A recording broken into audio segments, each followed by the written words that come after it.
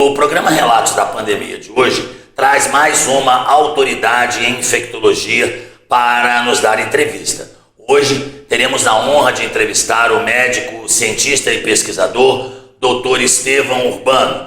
Ele é diretor da Sociedade Brasileira de Infectologia e também um grande conhecedor do Covid-19 e do novo coronavírus. Ele vai falar com a gente sobre as vacinas que estão em vias de chegarem ao ponto de serem fabricadas. Ele vai falar também conosco sobre a possibilidade da reinfecção, ou seja, se alguém que já teve a doença pode ter novamente.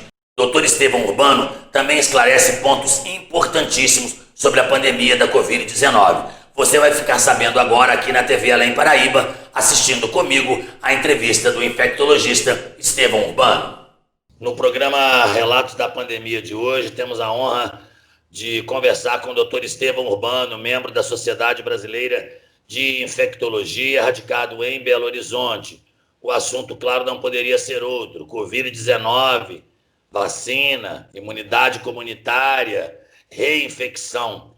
Doutor, os meus cumprimentos, meus agradecimentos da TV Além Paraíba, lembrando que este áudio, a imagem será reproduzida na TV e o áudio nós reproduziremos na Rádio Cultura, no nosso programa também, porque informação é uma grande arma nesse momento. Doutor, eu começo entrevistando o senhor perguntando sua opinião a respeito do desenrolar da pandemia no Brasil, com esse quadro horroroso, desse número enorme de infectados e esse número enorme de mortes. A comunidade científica previu isso e aconteceu. Poderíamos ter nos saído melhor, doutor? Bom, para mim é uma honra estar aqui, então, primeiramente, eu gostaria de agradecer o convite. Em relação à pandemia, eu acredito que o Brasil ele teve um descompasso na condução da pandemia, principalmente a nível federal. E esse descompasso ele pode ser exemplificado pela demissão de 2 ministros técnicos durante a pandemia, e até hoje nós temos um ministro interino. É mais ou menos inadmissível que isso aconteça, talvez no momento mais crítico da saúde pública mundial nos últimos 100 anos. Mas, infelizmente, tivemos esse descompasso a nível nacional. E, certamente, esse descompasso gerou uma heterogeneidade de condutas no território. Alguns locais as coisas foram feitas de forma adequada, em outros nem tanto, e por isso, certamente algumas mortes poderiam ter sido evitadas. O Brasil hoje é um recordista mundial diário do número de óbitos, quando se fala nos últimos 30 dias, e já é o segundo país com maior número de óbitos a nível mundial, mesmo tendo iniciado a pandemia muitos meses depois de países do Oriente e da Europa. Nós perdemos apenas para os Estados Unidos, que, entretanto, tem uma população muito maior do que a nossa. Então, eu vejo que nós poderíamos ter feito melhor do ponto de vista da condução nacional da pandemia, porque muitos preceitos científicos não foram implementados ou demoraram a ser implementados e muita confusão foi colocada na cabeça das pessoas. É importante fazer isso? Não é? E eu acho que também houve uma politização muito grande da condução da pandemia, e nesse momento de guerra, que nós estamos batalhando contra um inimigo invisível, os países costumam se unir nas suas diferenças, e durante a guerra nós tivemos mais desunião do que união. Nós já ouvimos aqui o Dr. Mandetta, Margarete Dalcomo, as grandes personalidades aí do mundo científico, Alexandre Naime, Raquel Stuck, Carlos Starling, e estamos ouvindo o senhor, que é uma autoridade respeitadíssima na infectologia, é membro da Sociedade Brasileira de Infectologia. Doutor, cloroquina, hidroxicloroquina. Qual a opinião que o senhor, como médico infectologista, tem sobre este medicamento como profilaxia ou como tratamento da Covid-19? tanto do ponto de vista da profilaxia quanto do ponto de vista do tratamento, existem muitas controvérsias em relação ao uso da hidroxicloroquina. Eu diria que, para o tratamento da doença grave, já existe evidência suficiente para dizer que não há nenhuma vantagem em se usar, além de ter algum risco de efeitos colaterais. Para a doença inicial, os últimos estudos, mais bem feitos, metodologicamente adequados, eles tendem a falar contra o benefício da hidroxicloroquina, mas aí ainda pode ter algum questionamento. Eu diria que, do ponto de vista global, quando você analisa todos os prós e contras, é que tanto da profilaxia quanto do ponto de vista do tratamento, só haveria um espaço para o uso dessas drogas na fase inicial da Covid e mesmo assim como protocolo de pesquisa clínica, não para o uso rotineiro. Muito bem. No que tange a vacina, doutor, nós temos aí mais de 160 vacinas sendo testadas no mundo. Temos também aí, aqui no Brasil, algumas vacinas sendo testadas. Agora, o Paraná testará o Sputnik, a vacina da Rússia. Estamos testando a vacina de Oxford, a vacina chinesa também, da Sinovac. O senhor acha que teremos vacina esse ano, doutor? Bom, embora principalmente os russos propaguem essa opinião a nível mundial de que possivelmente teremos, essa é a vacina que a comunidade ainda precisa conhecer. Os dados preliminares dos estudos com a Sputnik são dados que não foram abertos para a comunidade científica. Então, nesse momento, nós não trabalhamos com a Sputnik como uma hipótese muito aprazível, uma hipótese muito bem-vinda.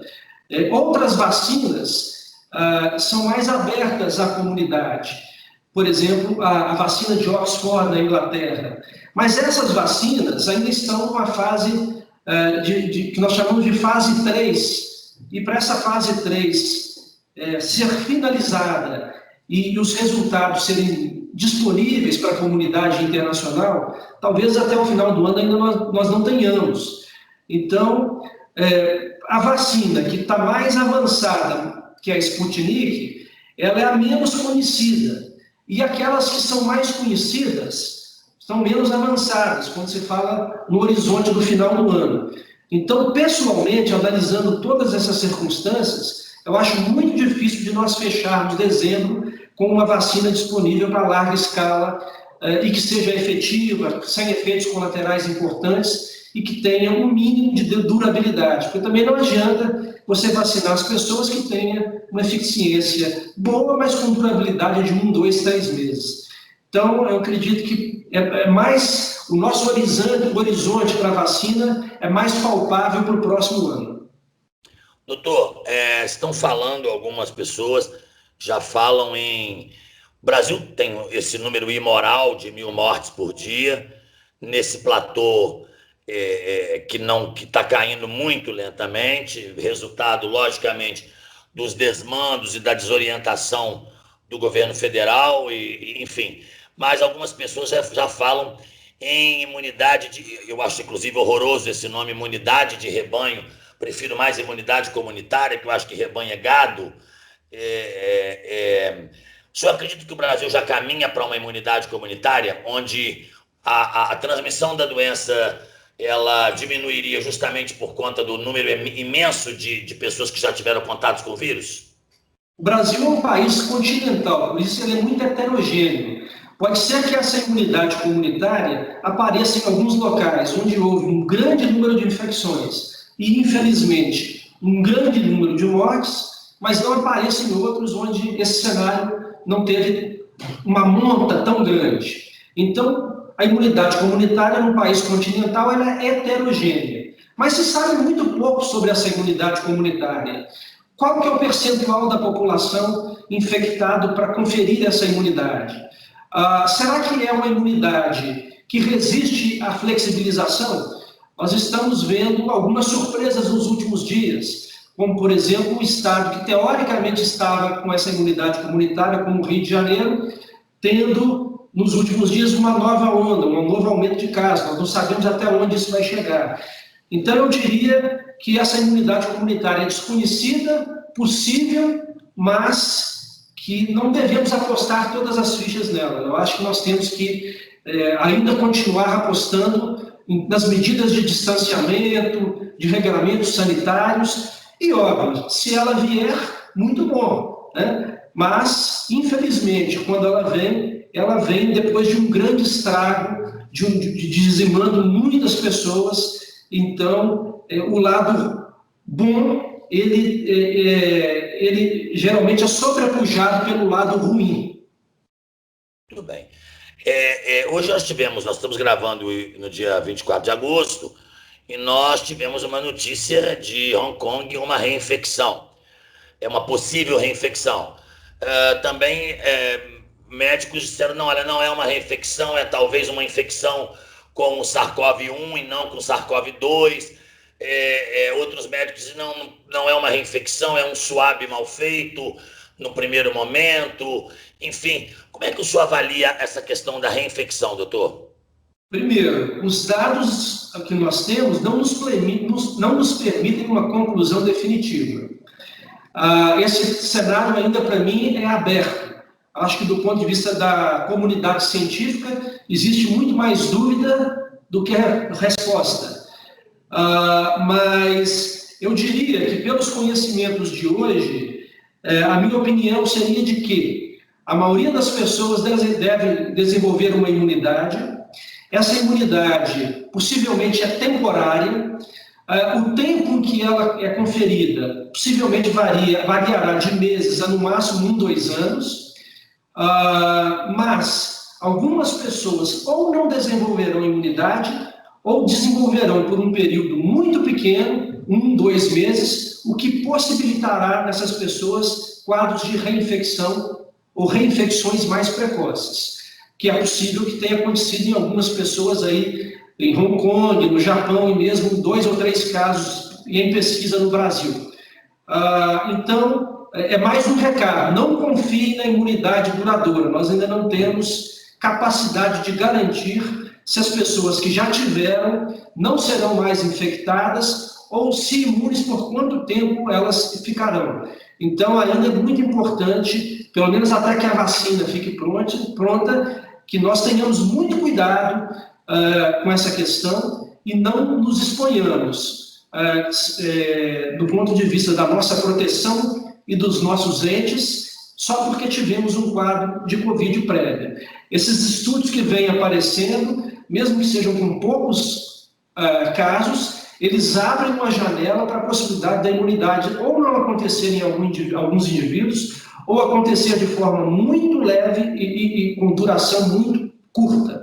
Portanto, nesse momento, ainda o mais importante é o regramento, o distanciamento, não confiar muito na questão da imunidade. Os exames sorológicos, com os anticorpos IgG, por exemplo, estando com os IgGs altos, é uma garantia que, pelo menos naquele momento, a pessoa está imune? Não, não é garantia. Embora seja um indício, não é garantia. E lembrando que os anticorpos eles têm apresentado problemas na interpretação dos seus resultados. Indivíduos que já tiveram, não desenvolveram anticorpos, indivíduos que nunca tiveram, apresentaram anticorpos, que poderiam ser reações cruzadas. Então, os anticorpos, eles, embora no indivíduo que tiver uma doença, podem ser um indicador de uma imunidade, nem que seja temporária, mas eles não garantem a proteção a médio e longo prazo. Então, tudo ainda é muito novo na Covid, tudo ainda é muito carente de novos estudos e de mais tempo de análise do cenário. Porque quando você avalia uma doença, uma vacina e sua imunidade, você analisa anos de evolução. Nesse caso, nós temos poucos meses da pandemia. Então, tudo que for falado agora são inferências que poderão se confirmarem como verdadeiras, mas que amanhã poderão serem vamos dizer assim, serem desacreditadas por novas inferências, por novos estudos. Olha, doutor, para terminar, eu gostaria de perguntar ao senhor, e o futuro com essa doença? O futuro que eu imagino é um futuro de normalidade após a vacina, mas com a possibilidade de nós termos que tomar várias doses da vacina, como, por exemplo, a gripe, né? Ela possivelmente dará uma imunidade temporária apenas, mas eu acredito que é um futuro onde a sociedade terá necessariamente que avançar do ponto de vista do aprendizado, da cidadania. Talvez esses milhares e possivelmente em breve milhões de vidas perdidas deixarão algum legado. Por exemplo, eu não vejo mais, mesmo com a vacina, pessoas que têm um quadro gripal irem para um bar tomar uma cerveja. Eu acho que seria uma ação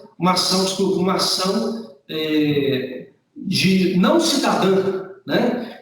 Eu não vejo mais uma pessoa que não higienize as mãos quando saia de casa, quando volte para casa, né? Então, são vários aprendizados que terão que sair dessa pandemia para uma evolução da sociedade como um todo, uma evolução de solidariedade, de respeito ao próximo, de entendimento de que nós estamos num mundo muito maior do que nossos próprios egos, né? Então, eu acredito que essa nova normalidade que virá com a vacina, ela deverá, ou deveria pelo menos, ser acrescida de alguma evolução de nós, comunidade, de nós como cidadãos, tendo a oportunidade de, com o sofrimento, ter um crescimento. Assim eu espero, embora a gente não possa garantir, porque mesmo durante a pandemia, nós temos visto que algumas pessoas ainda continuam, vamos dizer assim, tomando atitudes que vão ao contrário do que eu acabei de mencionar. Mas eu ainda acredito na maioria das pessoas que vão levantar essa bandeira e fazer com que essas mortes não sejam em vão. Tá certo. Doutor Estevão, foi um imenso prazer. Eu agradeço ao senhor, agradeço à Sociedade Brasileira de Infectologia. Esperemos que dias melhores venham aí para o nosso país e que essa doença seja devidamente conhecida por vocês, médicos, cientistas, e que os resultados no futuro breve sejam menos imorais, como os números estão agora, seguramente por as autoridades não terem seguido o que a ciência tanto disse.